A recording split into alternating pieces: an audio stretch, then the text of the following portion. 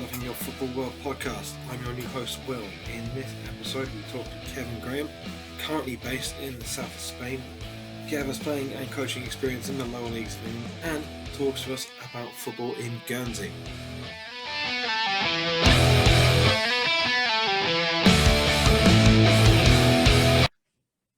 So Kev, thank you very much for coming on. It's a real pleasure to speak to you. Where are you currently? Thanks for having me on. I'm currently in a place called Rincon de la Victoria, which is just outside Malaga on the Costa del Sol. That is a beautiful part of the world, isn't it? What's the weather been like currently? It is incessant sun and blue skies for weeks after weeks after weeks this time of year. For a ginger top like me, it's you need to be well prepared. So plenty of sun cream. Make sure that you get plenty of cover as well from the sun. It's beautiful. Jokes aside, it's a lovely place to live, and we're very lucky to live in a warm climate. Something that we struggle to remember, a lot of us when we go abroad, is because we're not used to it here, putting on the sunblock and making sure that we're well protected. But I've been down that way a few times on holidays, and I'm not just saying this as platitudes. It really is a beautiful place to be. So I'm very, very jealous, and I'm sure we'll get into what it's like out there to coach, what it's like to live, because we have a lot of people within the audience that would be very interested to know what coaching is like in Spain. But let's just start off. Firstly, how did you get into coaching? I got into coaching because I was a player at a modest level. I played the kind of just below the football league, the sort of top end of non-league football for a few years in the UK, and then moved back to Guernsey when I grew up, and every side I played for, I ended up captaining. I was a big old school centre half. If you imagine Tony Adams kind of fist pump type of thing, I needed to do all that stuff because I wasn't particularly talented as a player. But I had that kind of character that lent itself to being a leader, someone with a pretty big mouth and willing to use it. And towards the end of my career, I probably worked closely with the coaches and the managers that I had to help, sometimes to do a little bit of work on the training ground, maybe to certainly some leadership in the dressing room. So it was a natural progression for me, and because I'd had a reasonable career as a player, albeit like I say part-time, I was afforded probably opportunities in coaching at a very early stage when, quite frankly, there were probably not necessarily better people or more qualified people available at the time, but if you looked across, let's say, at a market like the UK, there would be many more people out there with a lot more to bring to those roles than I had. But because of my reputation as a player, I probably got a little bit lucky at the right time, right place as well. So being captain at a decent enough level, you will have developed a lot of skills that are transferable to coaching. Is that right? Yeah, I think so. I mean, I think for me, I believe that coaches, first of all, need to be able to communicate and to influence people. That's at the heart of good coaching. And first of all, when you play at a good level, you gain confidence. So I wasn't the confident when I first started playing at that level. I looked around the dressing room and there were people there who, frankly, scared the living daylights out of me in some respect, both in terms of their presence, but also the way they went about their business. And I had to grow up and learn quite quickly. I had to, I was a naive young kid when I went into those dressing rooms early on, but I came out of those dressing rooms later on as someone with confidence and, certainly the willingness to project my views. And sometimes coaches can do that too much, and I think I was definitely guilty of that in the early parts of my coaching career. But yeah, it certainly helps give me some of those some of the basics that would form the foundation, I guess, of what my coaching persona represents. So you then went into coaching at a similar level to what you played at, is that right? Yeah, well, it was in Guernsey. So I'd moved back to Guernsey where I'd grown up. I'd played with clubs like Guernsey and Whitby Town and Gould in the UK. Went back and played for a couple of years at the end of my career in Guernsey, and I'm very proud to do so. Played for my local club, St Martin's, and for Guernsey's national team, for want of a better expression. It's an island nation with 60,000 people or 70,000 people. So not, national team sounds a bit grand, but in reality, we were we played, you know, in the Island Games, for example, against Gibraltar and, you know, other nation states that you know, ultimately Gibraltar have gone on to become a FIFA and UEFA nation. So yeah, that was. I started by coaching a local side at what's effectively step 7, like a county league. It was a good standard for that level, equivalent to the UK, and it was a foundation at that time for a lot of players who went on to represent Guernsey FC in the Combined Counties League and then on to the Ryman League. So I did that for a couple of years. I worked with the under-21s in the representative team. I worked with Tony Banks and Colin Fallis, who were the national team coaching setup at the time. We went to Åland in Sweden, or just an island just off Sweden, for the Island Games in 2009, and so I did a mix of roles really as a kind of coach and as I guess I was probably viewed as the link between the management and the players as well, having recently been a player myself. So I'm fascinated by a lot of that stuff, because you're probably aware of a book came out around about 2007-ish called Outcasts, The Lands that FIFA Forgot. Yeah, I am. So I read that book, and then from there I went on to Google Earth and Wikipedia and found out so much about these little places all over the world that were trying to create a national identity and to compete in sport, because you know that kind of helps get you recognition on an international stage. And funny enough, at university there was a guy in one of my classes who represented, I believe it was Guernsey, at table tennis. And Okay. I thought that was really cool, and he played it off like it was no big deal. And I think I kept bugging him with questions. What was it like at the Island Games? Just, for him, it was just, I suppose, what he did. But to me, it was very, very interesting, because these places are, I suppose, having an Anglo-centric view of the world. If you come from a big or a prominent country like ours, you think that everything revolves around it, and we forget and neglect a lot of those other places. So I would really like to ask you about Island Games and even the Muratti Vase and that, if you don't mind me diving straight into some of that. Some of my favourite topics. I'm more than happy to. Perfect. So what Island Games have you competed in? So I didn't compete in any Island Games. I coached, like I say, in the 2009 event, and that's the only one I've been to. So my experience is that. But it was about a 10-day trip, something like that. And the most, it's still to this day, the most intense sporting experience I've ever had. Not the most important to me, or perhaps other people even, but it was the most intense experience I've ever had, because we were a group of 5-6 staff and a group of probably 18 players. The players played 4, 5 or even 6 games in like a 9-day period, 9-day period. And so the intensity was and it was accentuated by the fact that there was virtually no darkness in Scandinavia at that time of the year. It was in June. Temperatures were 26, 27 in the day. They didn't drop that much at night, and it was only dark for 3 or 4 hours. And so a combination of like the intensity of the schedule, as is always the case when you travel for sport, the staff, you socialise together, you're with the players, but the players go off and they can, you know, partly supported by the staff, but partly off their own back. They'll do their own things, whether that's, you know, there's still a few footballers who read. Many of them will be on their mobile phones. Some of them will be playing cards. You know, it changes over the years depending on the kind of group you've got, but they all do their own things, and they forget about the games, and they forget about, but the technical staff are just non-stop, because you're planning, you're checking the injuries, you're working with medical staff, planning on the next game. You know, I was doing opposition analysis as well, so I was driving around the islands, because it's an archipelago of island, Åland, getting to games. And it was just the most intense period. And when we came back, we were beaten by Jersey in the semi-final and beat the Isle of Man in the 3rd and 4th place for the bronze medal. And it was just, honestly, I was so down for 3 or 4 days after, probably longer. And all of the players and staff said the same thing.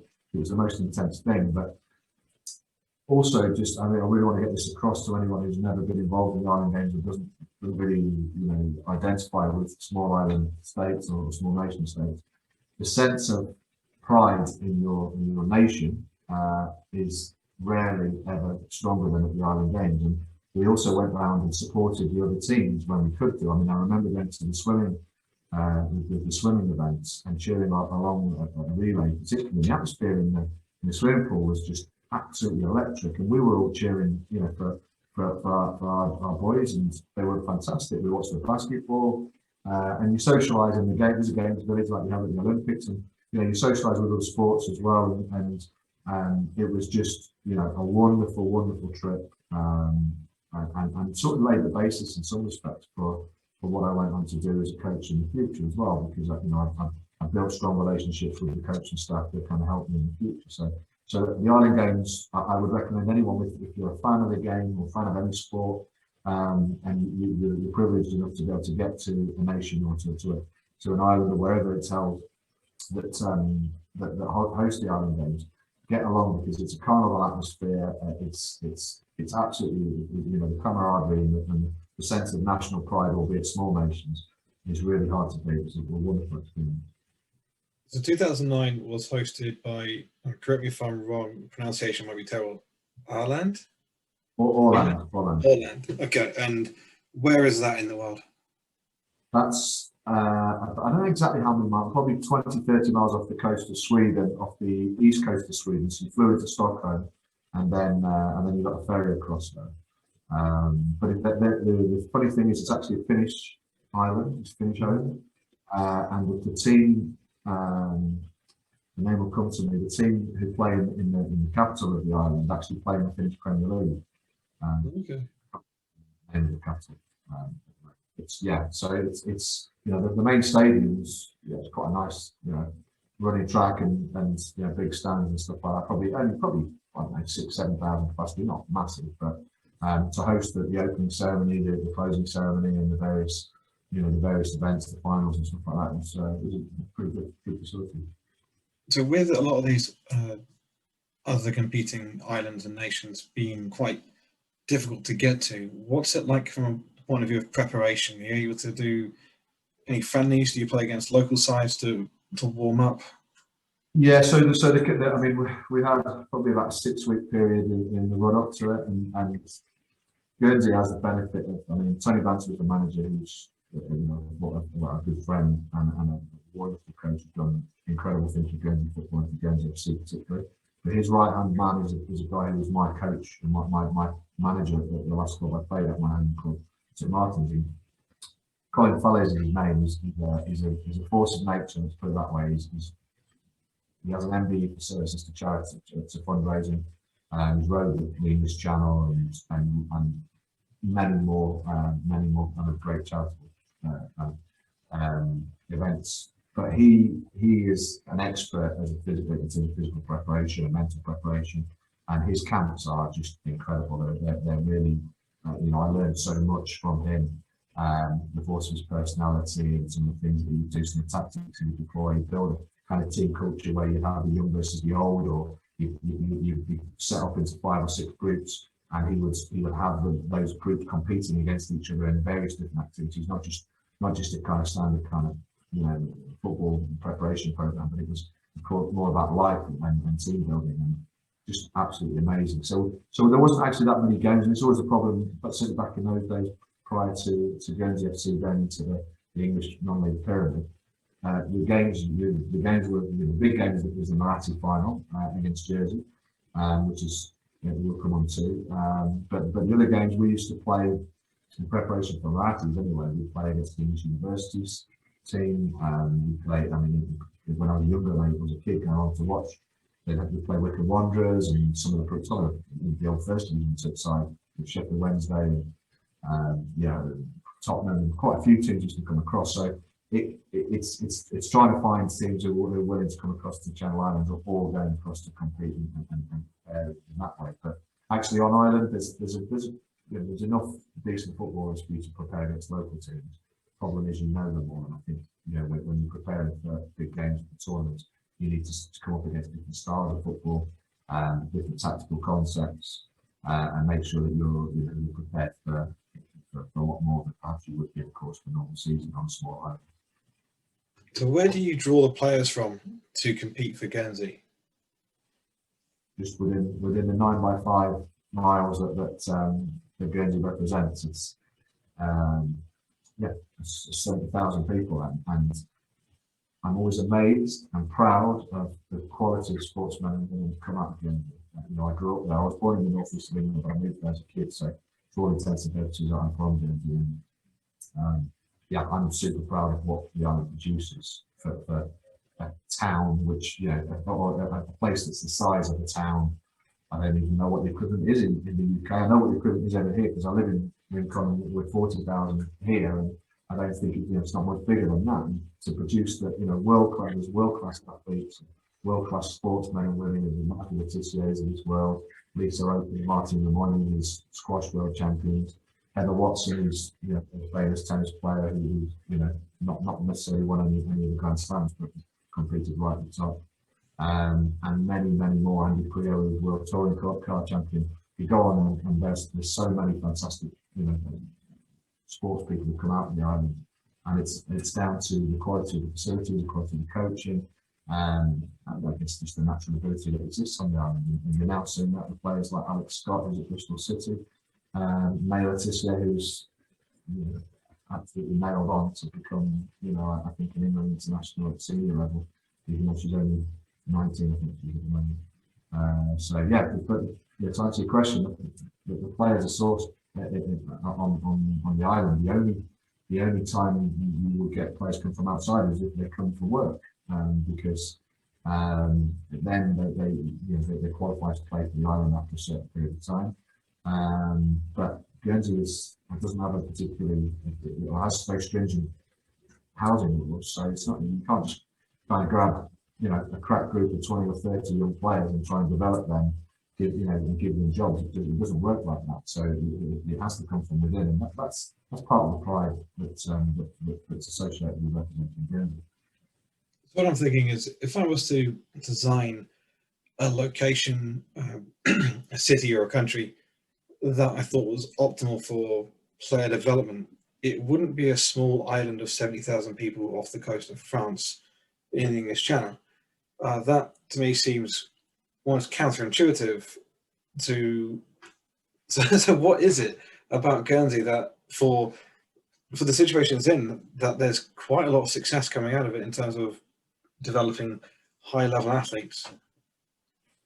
I think that there's a couple of things. So I mean, talking to Maya and Darren Letizia a few weeks ago on the podcast that I do, and I mean I know them both pretty well anyway. But Maya said that she felt, because of the lack of opportunity, the lack of specialism that exists in Guernsey, there's specialism to a degree, but she had to play against boys up to the age of 15, 16, and she had to overcome a lack of competition. She had to find different ways, and that gave her mental resilience, and that gave her a different development pathway to the development pathway that the girls that she now plays with were going through in their respective academies.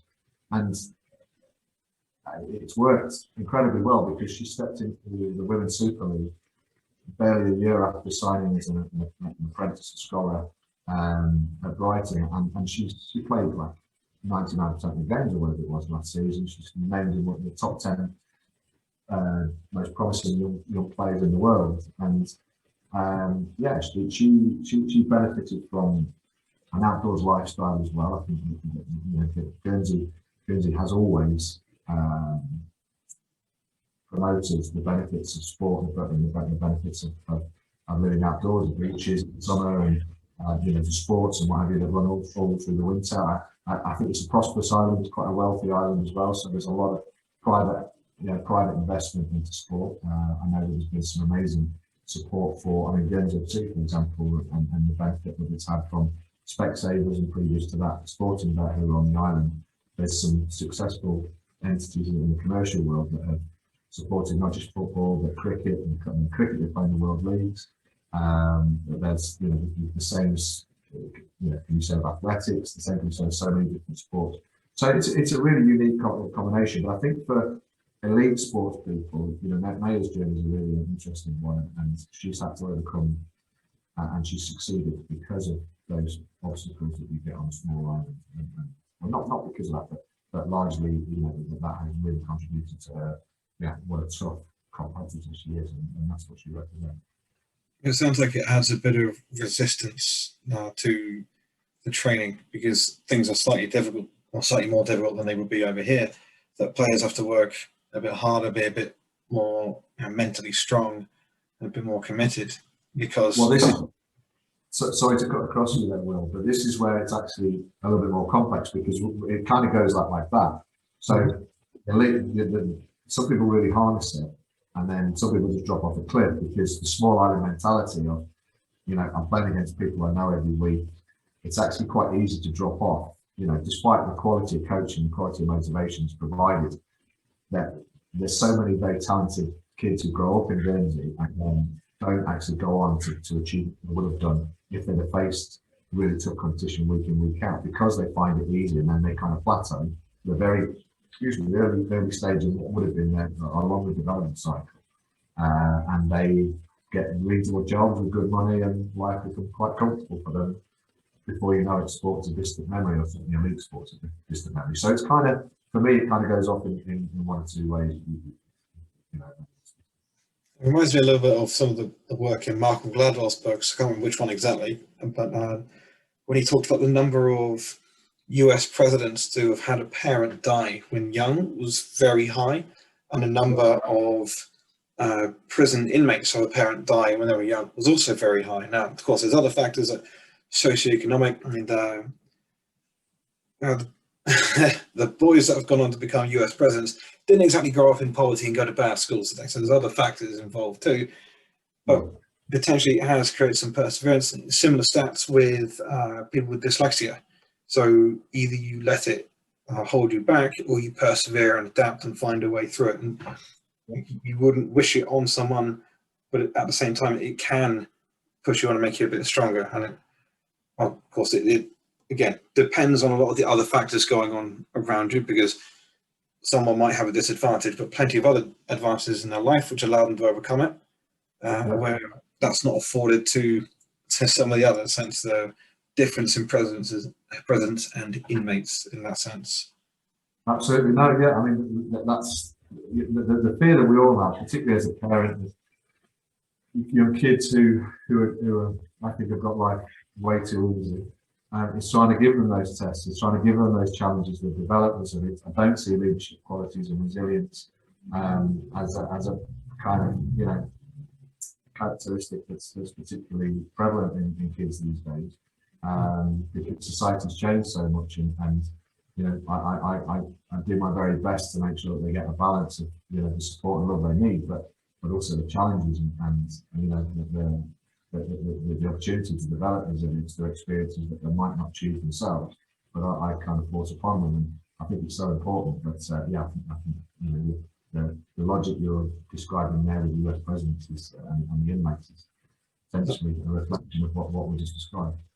I complain frequently about the snowplow parents who pave the road, make it nice and smooth for their kids, so they remove all the obstacles rather than helping the kid deal with the obstacles. They remove it entirely. And then I was just complaining the other day about there's a lack of free play. For instance, I believe if you were to leave a bunch of kids in an open space or a hall with some balls, cones, bibs, bats, whatever, games wouldn't break out like they would have done 20 or 30 years ago, because so many kids are growing up in very, very structured environments where even the play is structured for the kids.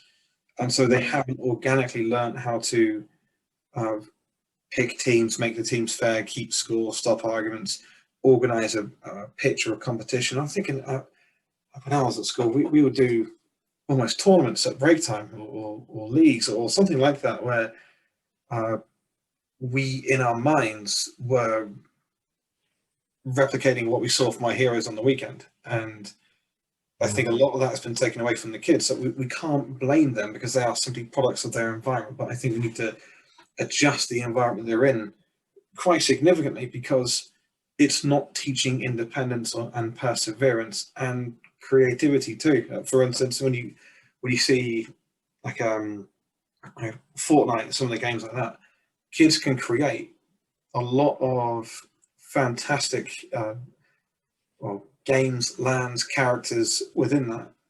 But if you take them off the console, take them off the computer, that creativity doesn't necessarily translate to other areas. It's hard to gauge because life is becoming far more virtual these days than it ever has been, and it'll only continue. But are we missing opportunities to develop life skills by removing the obstacles from the path? Yeah. I mean, I think we probably are, but by the same token, I recognise, like we all have to reflect, particularly as coaches, that what am I doing to provide a learning environment that represents reality for them? Because I can't change the way life is lived these days. I can't change the way society is developed, and if I try and rage against that in the way that I coach or the way that I work with young people, then there's only really one person who needs to look at themselves, and that's me. That's not them. So whilst I as a parent, because we all wear different hats, don't we? You coach, you're a parent, whatever your role is in your professional life, you're a neighbour, you're whatever, and each of those kind of have a different lens. And as a coach, it frustrates me, but I know I have to change. As a parent, I know I can control it a little bit more, I can at least affect it a little bit more, and I have a responsibility to do what I think is the best thing, it might be the best opportunity. And if they do get a little bit of tough love and some tasks that have to develop that resilience, then I would hope that I've done the right thing by them. But as a coach, I can't always do that with players, so I don't have kind of pastoral responsibility for more than 4 or 6 hours a week. So in regards to Guernsey, let's now come up with a fantasy scenario where you've got a magic wand, or you've collected all 6 infinity stones and you have the infinity gauntlet and you can do whatever you want. Firstly, how far from maximum potential is Guernsey currently, and what would you change if money, time, resources was no object in order to help Guernsey achieve close to maximum potential in a football sense? That's this question by a guy called Paul Gretsch about 10 years ago when I was a Guernsey manager, and first thing I said was build a bridge to France that you can drive across. Because if Guernsey has the ability to compete against teams in Brittany and in northern France, then I think that would add. It might take away from some elements, but it would add the element of competition and competing against, like I say, different variable types of tactics, variable physical approaches, variable mental approaches can only be a good thing for the development. So that's one thing. Facilities wouldn't need that much because Guernsey is very well off in terms of facilities. I think I'd probably temporarily remove the comfort blanket of some of the jobs and some of the nice kind of, I'd probably try and make artificially life a little bit less pleasant and comfortable in Guernsey than it was. To kind of get back to what we talk about resilience. Are they getting picked off to practice in Range Rovers? Well, this is the thing, everyone in Guernsey, not everyone in Guernsey, there's poverty in Guernsey as well that people don't talk about, but in general, it's a pleasant place to live, and a very comfortable place to live, and people can go a long time without being challenged with some of the challenges that you get when you leave Guernsey. And I'd like to see them, kids face that just in general, but from a sporting point of view, I think the football point of view particularly. And that pool I talked about, when some go one way and some go the other, I'd like to keep that pool a little bit bigger for a little bit longer, and that would enable you to develop a few more kind of gems. I think because the motivation levels and the time you get on the grass with them perhaps would be a little bit longer, and their approach, their attitude to that might be slightly more. They would value it more. It reminds me of a book called The Bolt Supremacy, which was about how Usain Bolt and lots of other Jamaican runners became so good. And one of the things that stuck with me is that despite all their success and, of course, the riches and the sponsorship deals that they get from that, they kept going to the same coach and the same training facility, which was old and outdated, and they did it on purpose because it kept the athletes grounded.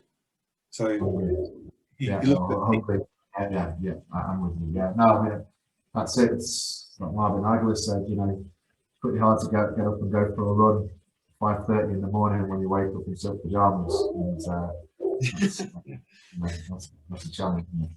I like that one. I'm going to make a note of that one. So let me ask you about the Muratti Cup, because when I was reading the book Outcast, I had two distinct images in my head at opposite end of the spectrum. I had, firstly, a game like Galatasaray v Fenerbahce, but then I also had images of Sunday League pub players getting changed in sheds. And so which end of the spectrum is it like in terms of its atmosphere? How much does it mean to the people? And also quality, because there's been some very good players to have been involved, like Matt Letizia. Was Graham so involved, or am I just thinking because he's from? Yeah, no, I remember watching Graham Rousseau. Matt Letizia never actually played in the Muratti. He played in the junior Muratti, but he left the island. No, maybe he played in the 15, which was called the Star Trophy. But yeah, he moved to the UK when he was 16 or 15 to become a YTS trainee at Southampton, and the rest is history, as they say. But no, look, I mean, for me, the Muratti, I'll tell you what I think and how I feel about it, and then I'll try and give a more. And my view is, my family and I used to go across to Jersey when it's held in Jersey. Every year we'd make a weekend of it, and we would be one of hundreds of families who would go across from Guernsey and do the same thing. And in those days, the crowds were probably more like, I don't know, 5, 6, 7,000. Years before that, there were 12, 13, 14, 15,000.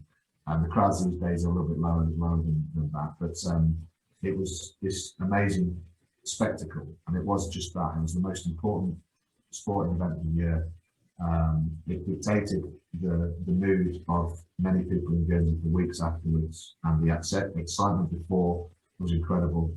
And as a kid, I looked at it, and they were heroes of mine. And my father was a referee, and was a linesman actually in two, or an assistant referee, we call them now. He was a linesman in two Murattis, which I was very proud of as a kid, even though I used to get loads of abuse from various people because my dad was a referee over the years. So that resilience thing probably wasn't a bad thing. Yeah, I used to just look at the event itself as just this incredible spectacle. I mean, and perhaps that kind of speaks to the simplicity of my life at the time, but it was amazing. And then I was lucky enough to play in it many years later. I never thought I would do, and I remember lining up with the anthems and what have you in front of the main stand in Guernsey, and my parents were watching, and you know, that was a small glimpse of what it must feel like to play for England. And that's a very different thing on a different scale, but that's how that was important to me, very important to me. And then to manage the team, particularly winning, because I lost 2 Murattis as a player, both on penalty. It wasn't quite putting a few wrongs right, but it was a good feeling. Although, if I'm honest, there was very little that I played. I played a very small part in that, because the playing group was the core of the group that went on to be so successful against FC. So long answer. It's as big an example of national pride as you'll find anywhere, in my opinion, because everyone knows someone. Everyone knows the players know the fans, and the fans know the players. They might not know them individually, but your teachers are there, the milkman's there, your work colleagues are there, the people you went to school with are there. And the focus of the whole island is on that game, is on that, and national pride for Guernsey people is slightly greater than it is for Jersey people. Maybe because they have a chip on the shoulder, because we're the second biggest channel island. Jersey people seem to be a bit more relaxed about that. But I remember watching fans fighting back in the 80s. I've heard stories of much worse than that, you know, on the boats, and big gangs of lads waiting for people coming off the boat and stuff like that. And it had all of these elements, which I'm not saying are good things, but it kind of just, you know, it's a big game. It's a big game. Quality of the football, I think, is, you know, I used to think it was just the most incredible level of football. Obviously, as I got older, I played at a good level myself and realised it probably wasn't quite as good as I thought it was. But then when Graham Lasso's played in it, and various people who've played at a very high level, Chris Tardick at Portsmouth, a good example.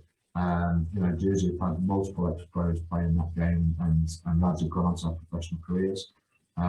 So it's a good level, and you know, the story I tell is that when I was a kid watching, I remember watching one year, and Peter Blondell, Matt Letitia's uncle, about 2 or 3 minutes into the game, came across from the central defensive area and literally just it was a free one for centre half in those days, and he kicked this guy called Tony Lawler, who was a really good attacker for Jersey, up in the air, and he must have literally gone meters and landed at my feet in front of the Guernsey bench. I was just near the Guernsey bench trying to see what was going on the Guernsey bench, and the guy next to me just said, "That's Muratti football for you." So, and I was looking up at him like, "Wow, this is something." And so it means an awful lot. It means an awful lot to anyone who's from Guernsey or Jersey, particularly people from Guernsey, I think. In terms of the level, and to put my slightly more independent hat on, it's the equivalent of probably step 3 football in the UK, I would say. So, you know, in days gone by, I think Guernsey type teams gave conference sides a good run, but probably wouldn't have been able to cope with them day in, day out, or week in, week out in the league system.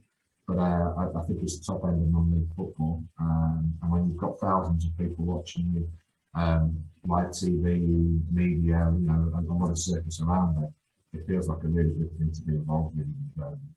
It's just you know, you can probably tell the way I talk about it. For me, it's the most important football match in the world. I mean, Guernsey versus Jersey, there'll never be anything that rivals that for me. Well, it clearly means a lot. Was there ever a Graham Souness type character to plant the flag in the centre circle? No, there wasn't, but Jersey had a lot of Scottish immigrants in the 70s and 80s, and we used to talk about their side being full of jocks and scousers.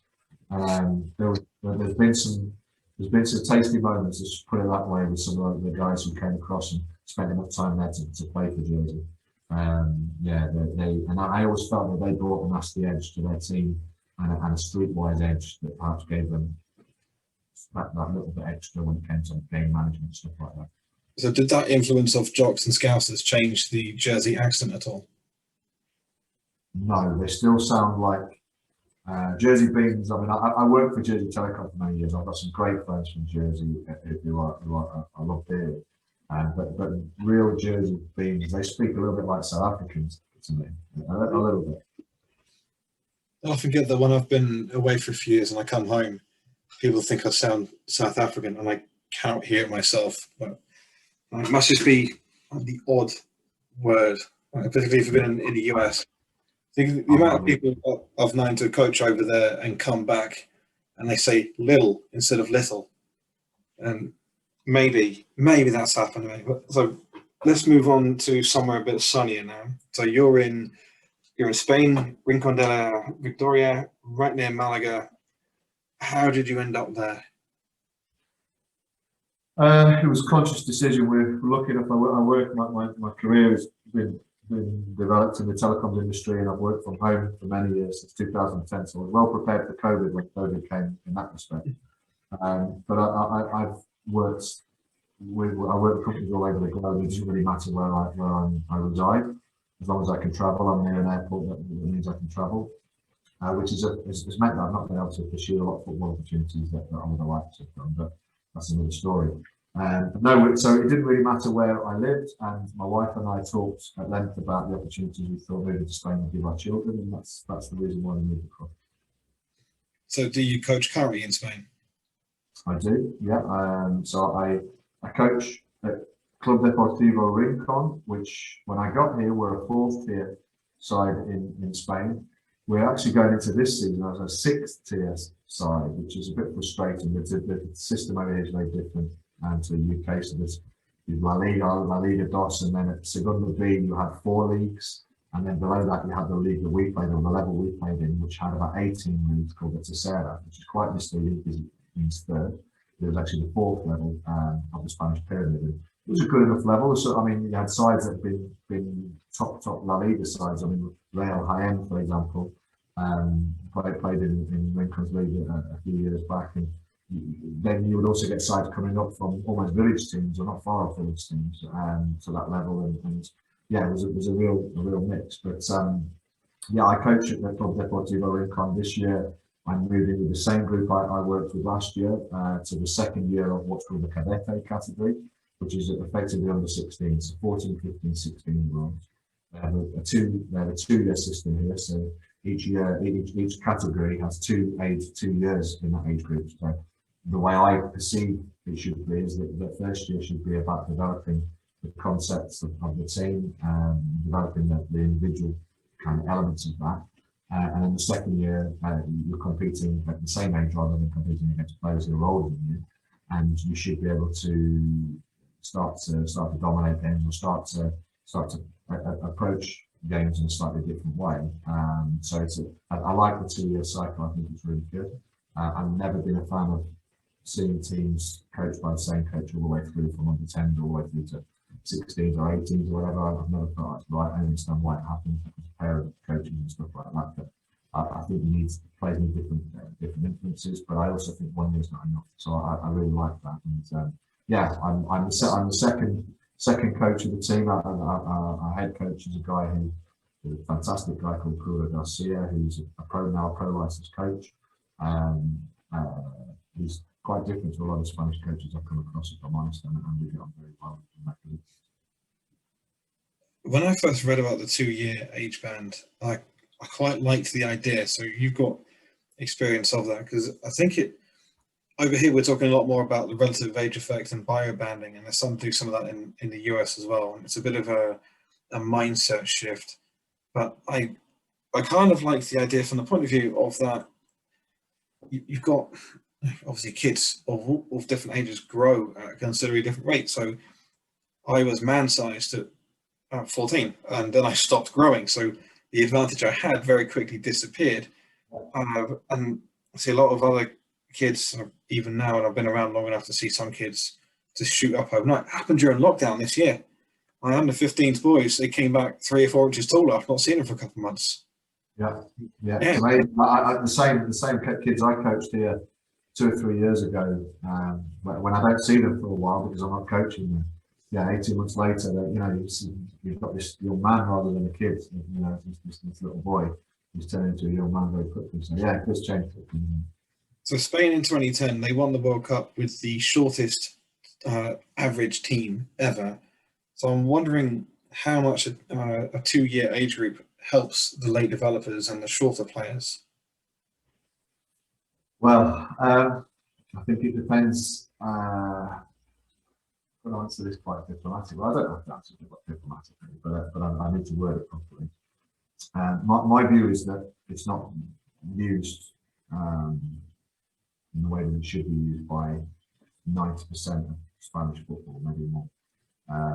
So I see Spanish football set up in a kind of 2-tier system almost. In the very elite and the elite clubs have world-class quality players, world-class coaching, and world-class methodology.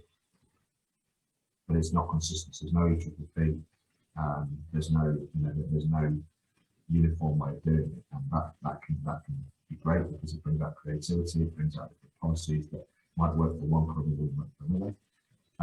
But then once you get past those top, and I'm really only talking about the top 10, 15 clubs, because we play, our teams play against Malaga's teams, and even higher up, even the Betis and Almeria's and so on like that. And everyone competes against everyone, and ultimately it becomes about competing once you get below a certain level. And a side a club like ours, in the 6th tier, probably has as good a youth system as some of the sides in the 3rd tier, because there's not that consistency of, once you get out of the football league in the UK, then there's no EPP and there's no funding, and there's a different kind of model. And usually, although in recent years we've seen some clubs in the non-league circles, get funding from the government for education programs or whatever, and that perhaps has got a little bit better. But it used to be a massive 2-tier but after 90 clubs. In Spain, for me, it's after 15 clubs, and everyone else is pot love what you get, because they don't look at long-term development, they look at competition. The competition is still not necessarily the worst way of developing young kids, but they do neglect a lot of the long-term development concepts that we as British coaches and even English coaches have learned to appreciate in the last 10, 15 years. The coaching culture, in my opinion, in the UK is a beacon for world coaching. I really genuinely believe that. When I was in it, I felt it was a bit, the DNA project was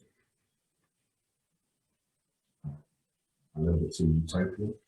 I don't now. I think it was an amazing, not perfect, but an amazing thing to do, an amazing, it's been deployed with consistency. I see it from my friends who work in academies in the UK to my friends who work in grassroots. They all have fairly familiar concepts and involved understanding of how children learn.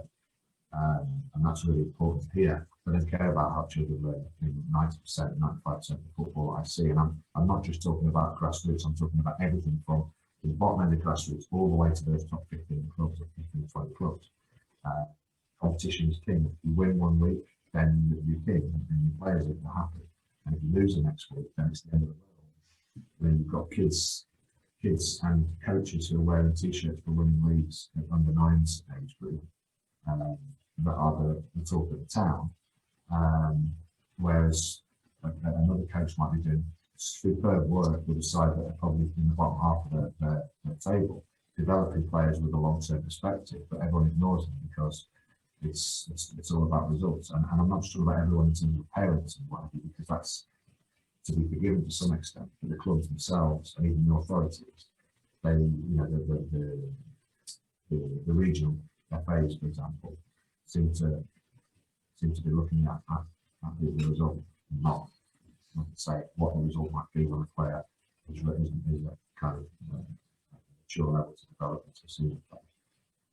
That to me sounds like really interesting insight. So when the first cohorts of people started doing the youth modules and they began to gain prominence, at that time Spain were dominating world football with their 2 Euros and the 1 World Cup, and Barcelona just changing the way that a lot of people viewed the game. And people were coming back from Spain saying, these youth modules, it's not what they do in Spain. And what they were reporting was that it was quite a short-termist environment, approach to it, and the coaching was quite autocratic, and it was, as you said, very much about winning rather than development. And I'm wondering, at the time when I was hearing this, thinking, is that the right way to develop kids? Because look at the success of the national teams and the clubs. Or is it that the national teams are succeeding with great players in spite of a less efficient system? Because I suppose in Spain, you've got a football mad population that they're playing all the time, and you've got loads and loads of kids that you can effectively waste a lot of talent, and you're still going to have 11 star players that are World Cup quality. And you compare it to, say, Iceland or Croatia or Belgium, very, very small populations by comparison. You know, Iceland is a town, it's the size of a decent city, isn't it? And so they cannot afford to waste any kids whatsoever. No. It's interesting. I mean, I think. I mean, what I don't want to communicate in this discussion is that there isn't good practice and there are talented coaches over here dotted around all of the levels of football, because there are some amazing coaches with really creative and maverick kind of methods, and I love to see that. But they very rarely last very long, and they very rarely get the opportunities to develop and to influence other coaches, influence football clubs in general. They might influence individual players or teams, but they're not embraced the way I think they should be. But pressure creates diamonds, right? And that's really what I believe the Spanish system is. I think the pressure of competition. You know, anyone who's ever watched, have you seen La Liga Promises, which is usually at the end of the season? It's usually the Alabin age group who play So that's 10s and 11s, 9, 10s and 11s, and they play 7-side football. And it's Barcelona, it's Real Madrid, it's all the top clubs that qualify for it. And it's the penalty competitions, and those at the age of 10 that are life and death, live on national TV. And I'm talking about live on terrestrial national TV as well, by the way. So tens of millions of people potentially watching it. And in England, that would be viewed as bordering on, psychological cruelty, because we don't feel we should expose them to that kind of level of pressure. Now, do those players come through because of that experience, or do they come through despite that experience? And I don't have all the answers. I don't sit here and make the judgments that I've just made and continue to make, not thinking that I've got all the answers and that everyone can listen to me. It's just my perspective, and I speak to friends in Madrid and other parts of Spain who are slightly different, but largely we agree on the concept. And Spain is a nation full of, you're absolutely right, full of natural talent. I mean, the salad courts, the beaches, the street football mentality. It's still, mobile phones and iPads and PlayStations, whatever, they're here, but they're not as prominent as they are in the UK. And I think Spain might be a few years behind the UK. But the climate contributes to it, the culture contributes to it. Everything, you have to take all these things into consideration and then come up with a plan that works for the country. But for me, I think that they're gradually getting behind the development of modern society, whether that's in Europe, whether it's in the UK or America or wherever. I think they're gradually missing the way that people are changing, and people are changing, and people are learning. And I don't think that they're prepared for the next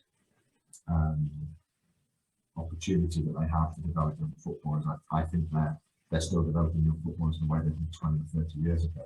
And whilst, because of all the factors I've just described, they're still to a large degree successful, I don't think that's going to last very long. And for me, it's kind of like, English football is going like that, and Spanish football is kind of going like that. And at some point, I think we've already passed it, if I'm honest. That's the way I see it. And it's frustrating. It's frustrating for me because I see, my son's, I'd say, had a bad experience in Spain.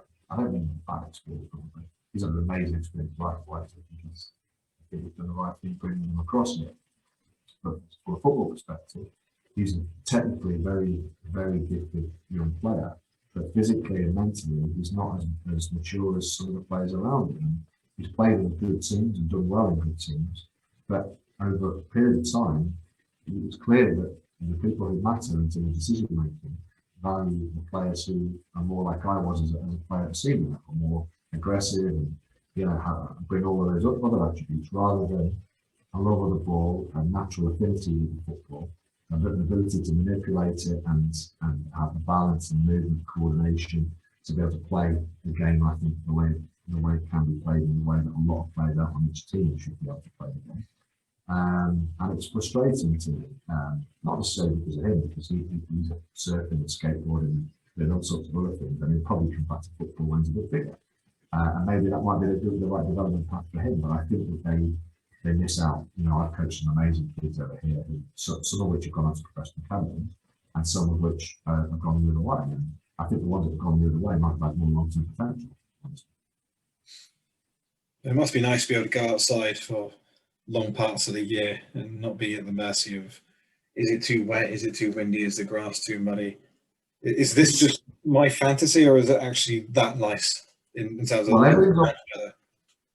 Everything's 4G for a start. We played one club with a natural grass pitch at all the clubs, and I'm talking 50, 60 mile radius. It's quite, so that first of all makes a difference, and I know that the UK is getting that way too, but that makes a difference. Obviously, the problem you have is just it's too hot. And that actually affects some of the training sessions. In the first training sessions I saw over here, I had to walk away. I couldn't believe how many lines there were. Couldn't believe how many physical activities they did without the ball. How much physical strength work they did at ridiculously young age. I just could not believe it. But I can understand why some of that probably might be actually worth considering when the temperatures are 26 degrees, when you're training in May or in September. It's crazy, crazy temperatures really for kids to play football. And certainly when you look at high intensity sessions, it's just not possible. So you have to be smart with the rest time. You have to be smart with the load that you put on your player. So that's a factor as well. But yeah, I mean, I love it when we get rain. The problem is in Spain, sometimes a lot of people want to call sessions up because of rain. Amazing. Like being on the all weather pitches. Yeah, and I just don't get it. I mean, it has to be horrendous, obviously, for me not to like that and training. And yeah, but no, the outdoors environment is amazing. I see it every morning, every evening. Kids out on the beach, kicking football around. It's an idealistic, lifestyle in terms of developing kids who have a love of play. So yeah. So I'm guessing, not to take 10,000 hours out of context, but it's not exactly the magic number that we thought it was. But kids are certainly getting more hours in Spain than they would be here. Is that right? Yeah, I certainly think they are up to a certain age. I'm not sure, because I think it gets too structured, and I actually think it kills the enthusiasm of kids when it gets too structured. And I see it. I believe that up to the age of 8, 9, 10, yeah, absolutely, they get their time with the ball at their feet, and they get their time to play. After that, I think because the other thing is that they train a lot here. They train a lot, maybe not as much as professional academies do. Although I think the equivalent grassroots sides here will train 20-30% more than the equivalent in the UK, and I think the academies will train 20-30% more than the equivalent academies in the UK. So that's a challenge, and I think that takes away, the risk of burnout increases as a result. So I think it's a bit of a double-edged sword. I think up to a certain age, absolutely. After a certain age, because of the structure that's deployed by most of the clubs here, whatever level they're at, I think it becomes kind of survival of the fittest mentally. So I've got just a couple more questions to ask you about Spain. One is a question I receive this about once a week in an email or a DM, and that is, how can I get a job in Spain? And the answer is often a bit longer than people expect and a bit more difficult than expect. What I believe when people send me the messages, they're asking, they're expecting me to say, oh yeah, here's my mate at Valencia who works with the under-14s, and they need an under-13s coach, here's his email. That isn't the case. As you said before, that the coaching roles in Spain are even more competitive than they are here. And on top of that, we've got a few other issues in terms of immigration. So if I could get a nice soundbite from yourself that I could, rather than respond to these emails, I'm going to say to people, listen to what Kev's got to say. So I'd like a job in Spain. How do I get one? Well, I'd start by saying you need to look beyond football. So you're right, the conversion rates or the opportunity rates to work in football as a professional coach here are much less than they are in the UK, and we all know it's a competitive market in the UK. And it's also culturally quite closed shop. So it's not necessarily done on aptitude or experience. It's a lot of it is about who you know and what you know, and who your family are or whatever.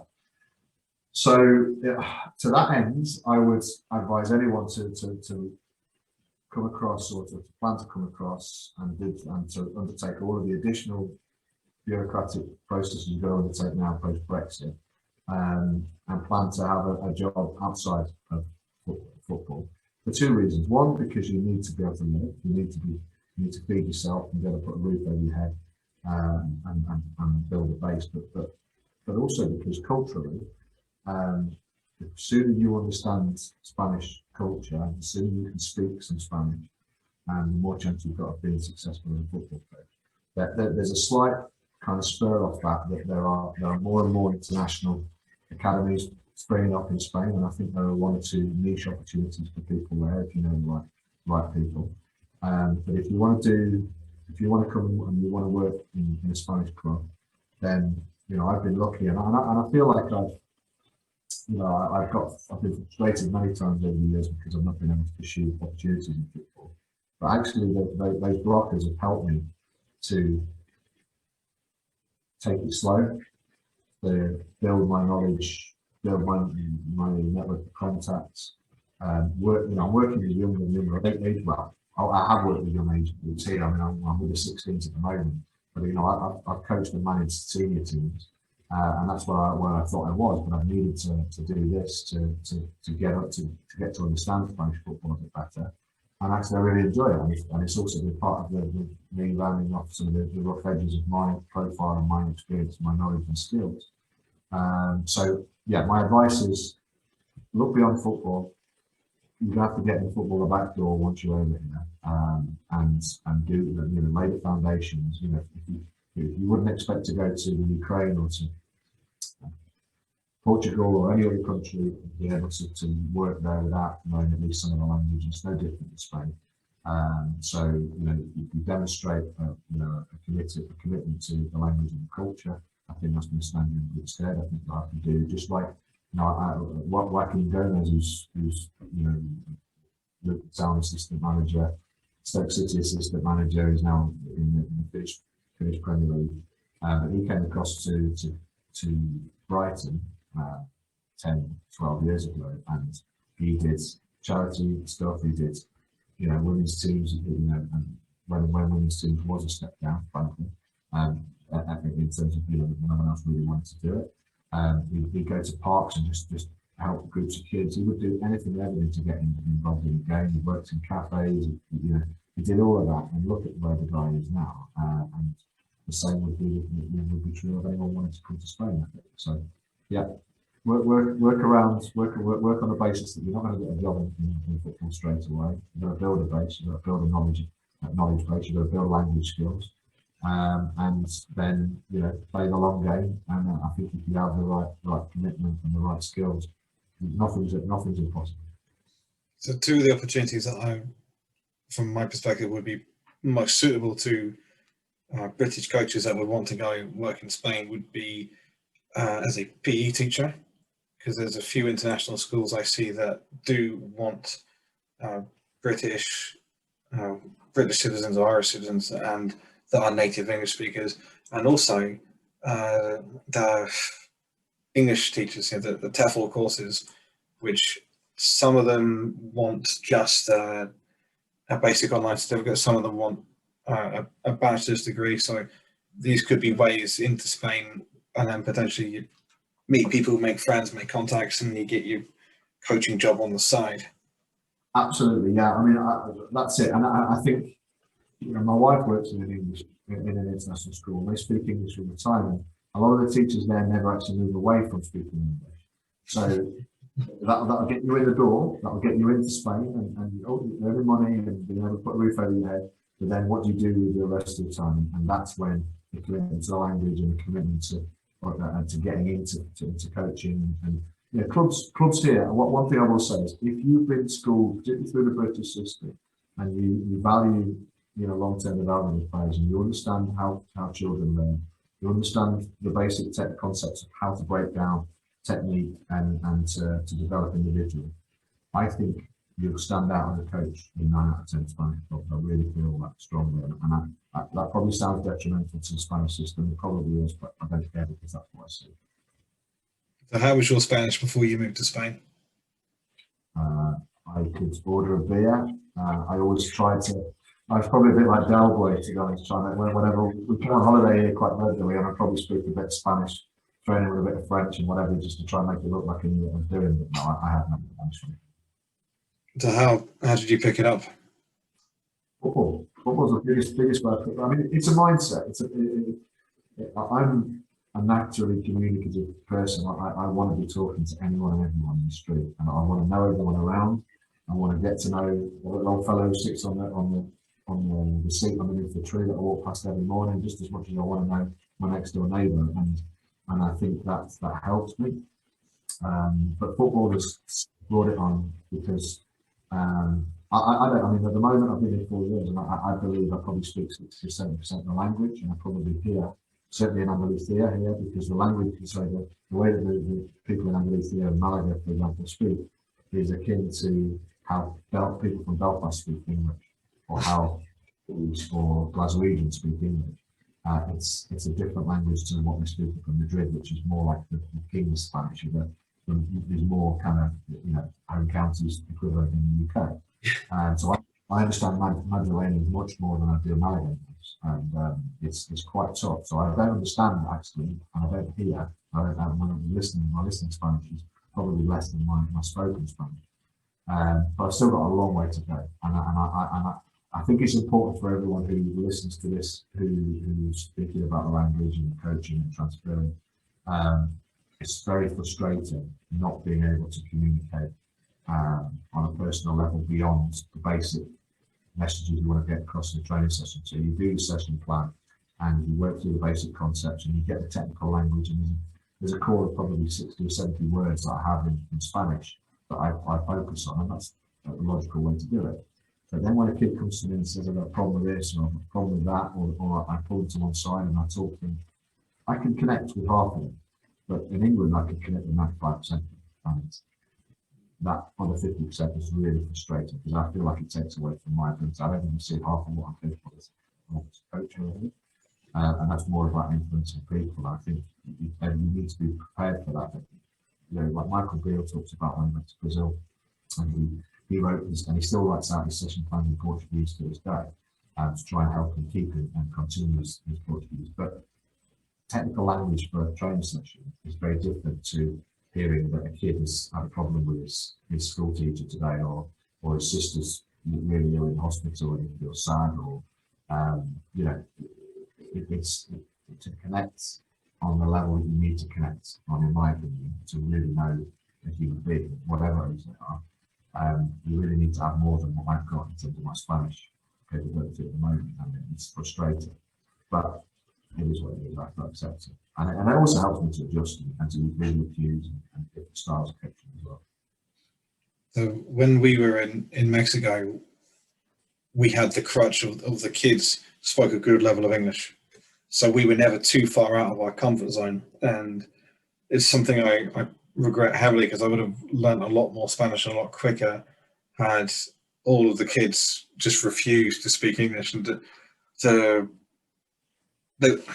we were encouraged to speak in English anyway, because it was part of the attraction of working with us. It was to teach the kids English as well as football, but also they'd bail you out. And I found that anywhere, any restaurant, any taxi, any shop, if I stuttered for half a second, people would naturally switch to English. And their English would be worse than my Spanish, but because they're being so friendly, they would quickly jump in and no, just give me, I need to think, I need to figure this out in my head. But when I went to Andalusia 2016, so year and a half in Mexico, Duolingo every day, I couldn't understand a word they said. And I thought I was going crazy.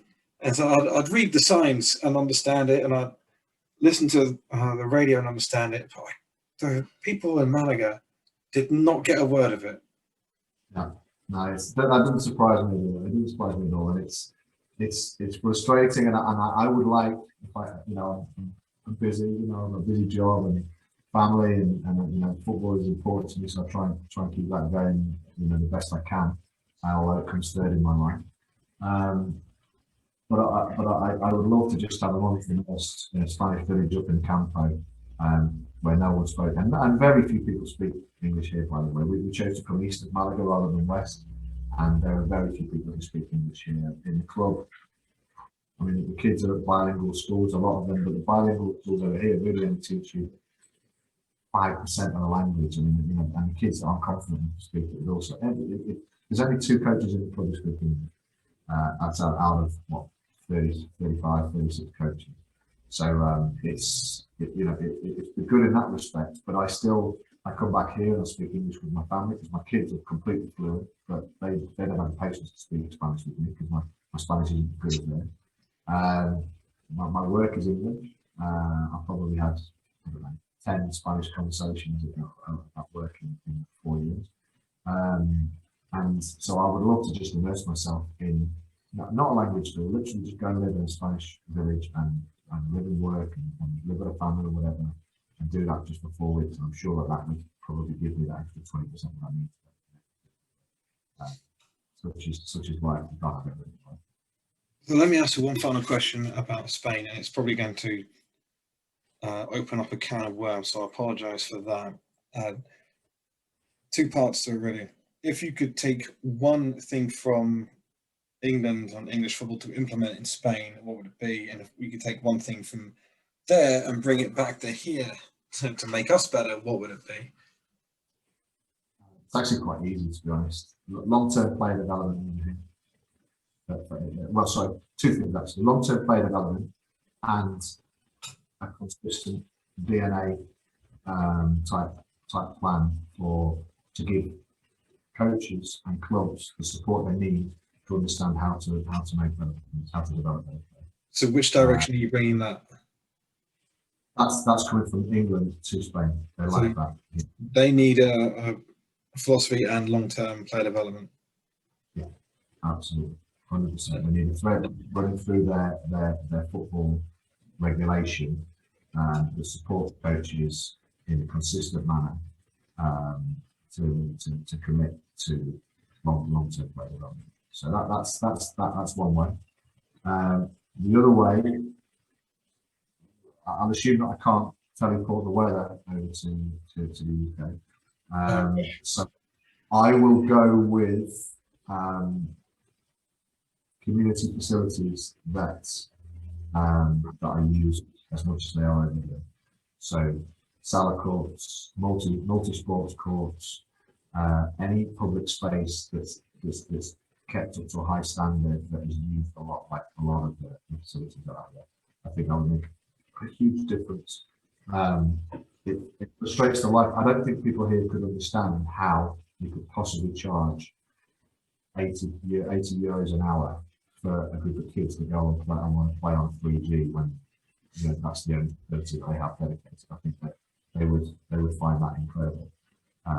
I'm not saying that we don't see 3Gs with the gates locked here. We do, but usually that's because they've been used so much that they don't need to worry about the dead time or the dead time they went top. But the community facilities is a massive thing, and I think that would help. I don't think you can take over the Latin fire that they have in them, which I think could help.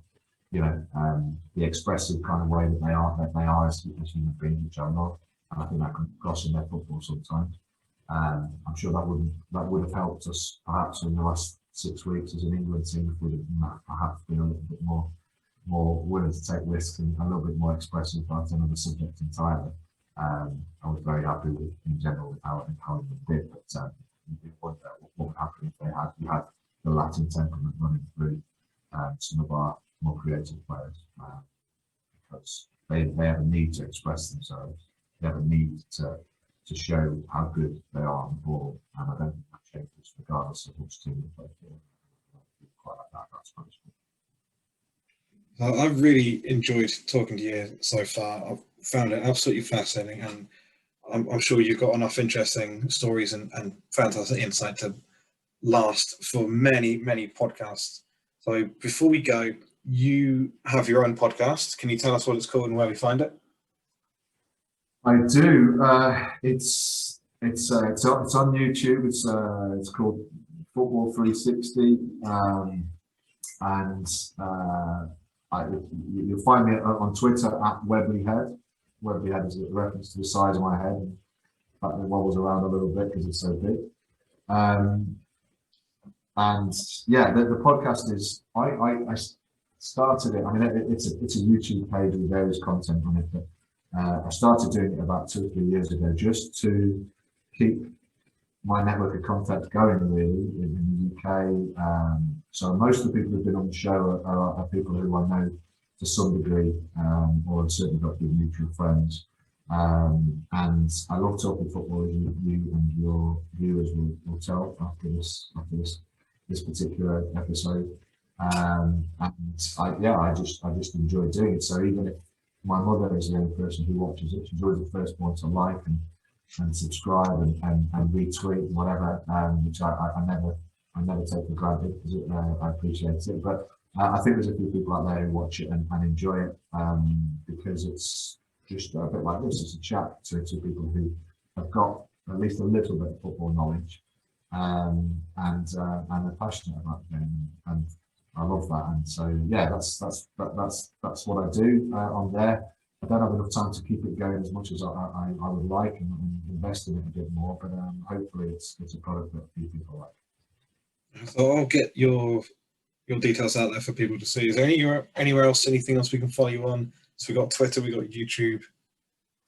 That is it. Yeah, that's it. I'm not on Instagram. I consider myself too old to be on Instagram. And also social media is a big distractor. So I've got plenty of things going on in my life that I don't need any more distractions. So I'm probably not selling this very well, but that's the whole idea. I never did it to develop a big following or whatever. I just wanted to, if people enjoyed it, they enjoyed it, and if they didn't enjoy it, at least I did. So that was the idea, and as I say, I had some great people on there: Michael Beale, Joaquin Gomez, the Cowley brothers. Some fantastic people who you can't help but admire when you get to talk about football. And I've learned a lot whilst I've been doing it as well. So yeah, it's a nice little compliment I have, and I really enjoy it. People like that, you can listen to them all day, can't you? Some of the insight from Michael Beale when he's gone down to Brazil. I love hearing that kind of stuff, and it's brilliant. People like yourself who want to platform and share it. Yeah, no, I'll say this: he's the most sharing. He's an elite coach. I genuinely believe he's destined for the biggest things in football. I think he's that good.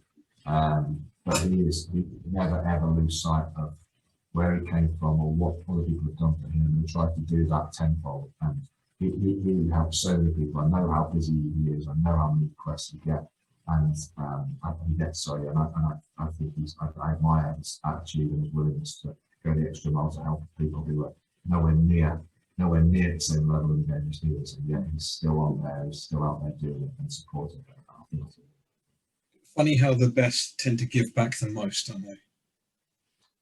It's something that few people want to see. I think that's the challenge. I think the people out there who have aspirations to get to the level of people like Michael Beale are, so many of them just consider themselves, too important, or their time is too important for them to invest in those ways. But I think like anything in life, a bit like me talking to the old guy down the street I talked about before. I learn from those conversations, and if I don't make time for them, then I'm failing myself, because it really is part of, I think what makes you understand life better. And so just sure Mickey gets out of it a lot more than the people might shoot, but even still, it's quite remarkable. Football, much like life, we're all in this together. And there's plenty of ways that we try to compete, but we're going to all go further, have a lot better time if we share, help, contribute, communicate. So thank you very, very much for this, and best of luck with everything you do. Fascinating journeys and thoroughly interesting stories. So thank you for giving us your time and that insight. Well, thanks for having me on. I really appreciate it. It's been a pleasure talking football with you, and I couldn't agree more with what you just said there. Massive thanks to Kevin for coming on, and you can follow him on Twitter at WEBBLYhead. Check out his podcast, Football Review 360, featuring great guests such as Michael Beale and Tony Mee. For those who would like to end up in Spain, have a look at the Football Lingo app to help with your language skills, and the courses offered by our friends at Barcelona MVP School.